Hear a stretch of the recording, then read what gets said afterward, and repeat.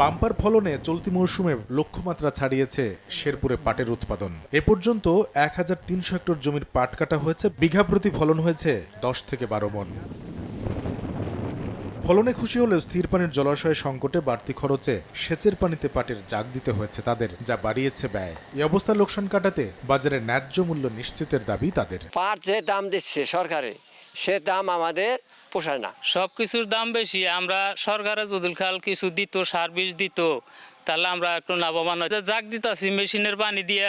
সরকার যদি কালাম করে বেশি মূল্যায়ন দেয়, তার সঙ্গে পাটটা করা সুবিধা হবে। ভালো দাম পাওয়া যাবে বলে আশ্বাস জেলা কৃষি বিভাগের এই কর্মকর্তার। এই বছর পাটের দাম তুলনামূলকভাবে ভালো, সেই ক্ষেত্রে আশা করি পাট জাগ দেওয়াটা সমস্যার সমাধান হলে কৃষকরা পাট চাষ করে লাভবান।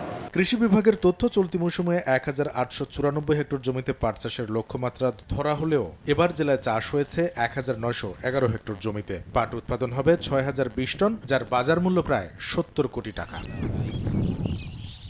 সময় সংবাদ, শেরপুর।